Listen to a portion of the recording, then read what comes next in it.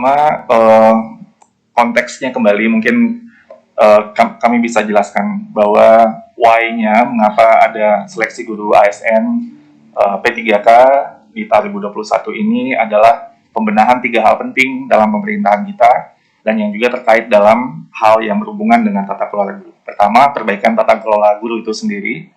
Kita tahu banyak yang perlu kita tingkatkan supaya terjadi secara lebih optimal. Lalu kemudian penyelesaian isu guru honorer. Dan yang ketiga, bagian dari reformasi birokrasi, peningkatan kualitas layanan publik sebagai aparatur sipil negara.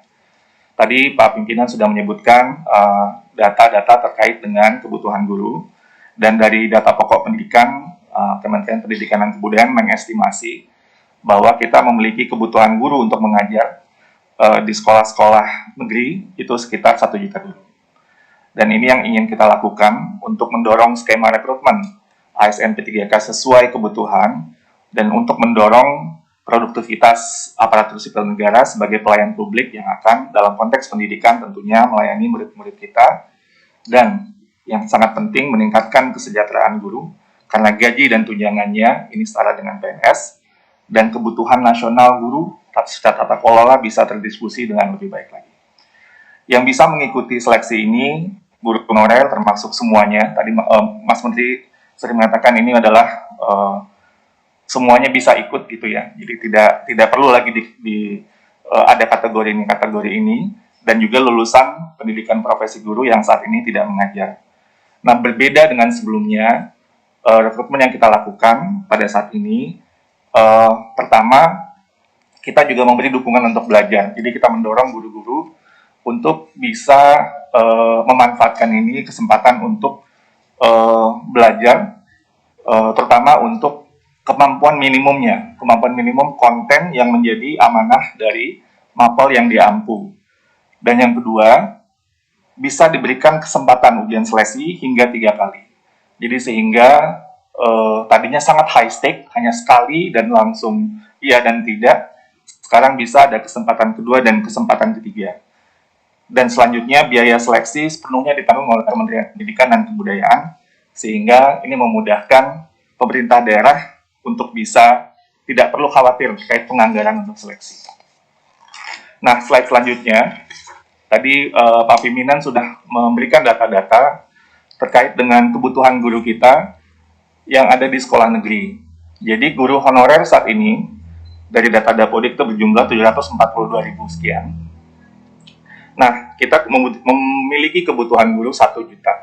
Artinya kalau ini pun diangkat semua sekaligus, kita memiliki kekurangan guru, formasi sebanyak 275.000. Jadi artinya kebutuhan kita memang sangat luar biasa besarnya, dan ini yang kita ingin bagaimana caranya untuk bisa guru-guru kita ini bisa diangkat tentunya. Namun perlu juga kita tekankan sesuai dengan agenda reformasi birokrasi tentang ASN, bahwa kualitas pelayanan publik seperti yang dirujuk di Undang-Undang Nomor 5 tentang 2014, bahwa dibutuhkan ASN untuk meningkatkan kualitas pelayanan publik. Nah, ini yang ingin kita dorong juga sekaligus dengan momentum rekrutmen ASN P3K. Lanjut slide berikutnya. Ini tahapan pengadaan guru ASN P3K 2021, ini flow-nya. Insya Allah pendaftaran bisa segera akan kita lakukan. Lalu kemudian ada seleksi administrasi di sana untuk mencek berkas-berkas yang perlu, linearitas, dan juga keterkaitan dengan ijazah yang ini insya Allah sudah kita lakukan. Lalu kemudian ujian akan kita lakukan 3 kali assessment, terdiri dari kompetensi teknis, sosiokultural, manajerial, dan pertanyaan wawancara secara tertulis. Dan peserta kita menargetkan di tahun ini bisa mengikuti ujian seleksi hingga 3 kali. Sesudah itu dilakukan pengumuman hasil dan pemberkasan. Ini yang kita harapkan bisa terjadi slide berikutnya dalam timeline yang ada di tahun ini. Insya Allah rencana kita seleksi pertama, ujian seleksi pertama itu diadakan di bulan Agustus 2021. Lalu ada rankingan, pengumuman gitu ya, pemberkasan dan juga persiapan mungkin yang tidak lulus di ujian pertama untuk ke ujian kedua di Oktober 2021. Lalu sebulan sesudah itu kembali lagi ada semacam pemberkasan dan daftar ulang kalau yang mungkin yang masih belum lulus untuk ujian seleksi di bulan Desember 2021 sebagai ujian tahap atau kesempatan yang ketiga. Dan ini yang timeline yang dari Panselnas kita sudah mendiskusikan sangat ketat sekali, dan ini membutuhkan upaya yang luar biasa nanti, terutama antara jeda sesudah ujian pertama ke ujian kedua ke ujian ketiga. Itu nanti akan luar biasa, tim yang harus bekerja untuk memastikan step-stepnya berjalan dengan baik. Selanjutnya, slide berikutnya. Nah, ini mungkin yang agenda yang tadi Pak Pimpinan sebut, yang agenda yang pertama terkait dengan hasil dari yang P3K yang lulus di tahun 2020. Mungkin saya langsung saja ke slide berikutnya. Kondisi saat ini tentunya sesudah ada Perpres nomor 98 2020 setelah terbitnya Perpres tentang gaji dan tunjangan P3K tersebut, saat ini proses yang terjadi pengangkatan oleh Pemda, SKBKD, dan SKBKN, mungkin ini nanti teman-teman dari BKN atau PANRB yang lebih bisa menjelaskan status pada saat ini. Saya lanjut ke slide berikutnya. Ini terkait dengan sosialisasi yang mungkin sudah kami jelaskan di rapat dengar pendapat sebelumnya. Sosialisasi tidak hanya dilakukan secara semacam kayak informasi saja, tapi juga ada coaching one-on-one dengan dari pemerintah daerah untuk memastikan data, juga secara informal melalui apakah telepon atau WhatsApp, atau pemerintah daerah juga beberapa berkunjung ke kementerian, dan kami ikut mensosialisasikan, mengklarifikasi beberapa hal, dan mendorong tentunya untuk pengajuan formasi sesuai kebutuhan. Saya rasa lanjut saja dulu. Nah, ini data yang terakhir. Pada saat ini sudah 523.000 formasi guru P3K yang ada. 165 daerah mengusulkan kurang dari 50% dari total formasi yang dibutuhkan. 27 daerah belum mengajukan formasi, 8 diantaranya Papua Barat, dan alasan Pemda tidak mengajukan formasi lebih kepada ketidakyakinan tentang kewajiban finansial untuk guru P3K. Ini sudah kita bahas di rapat minggu yang lalu, yang fokus tentang anggaran pada waktu itu. Dan sebenarnya kalau dari segi regulasi, kita tahu dari Undang-Undang APBN sudah clear menyebutkan alokasi 19 triliun lebih. Nanti mungkin dari Pak Adrianto atau dari Pak Purwanto bisa menjelaskan kembali terkait dengan alokasi dana untuk guru P3K ini. Lanjut. Ini slide dari presentasi Mas Menteri. Ini untuk menunjukkan bahwa lepas dari kondisi yang mungkin masih belum ideal pada saat ini, tapi jumlah formasi kalau kita lihat untuk guru ASN dalam beberapa tahun terakhir ini merupakan perekrutan ASN yang terbesar, dan jumlahnya kalau di sini ini 5 kali lipat dari yang sebelumnya. Ini menunjukkan gradasi dan upaya pemerintah secara kolektif, karena ini kerja bersama-sama untuk bisa mendorong pembenahan sekali lagi tata kelola guru kita yang sudah lama berjalan tidak optimal. Dan mudah-mudahan tentunya tren ini akan semakin baik, jadi sehingga supply dan demand guru-guru kita bisa lebih baik lagi ke depannya. Dalam presentasi waktu itu Mas Menteri juga menjelaskan bahwa semua guru honorer tetap dapat mengikuti seleksi, lalu guru yang mengajar di daerah tanpa formasi dapat mendaftar di daerah lain, dan guru yang melewati passing grade tahun ini namun tidak dapat formasi dapat menggunakan nilai tes tahun ini untuk di tahun selanjutnya. Lanjut ke slide berikutnya.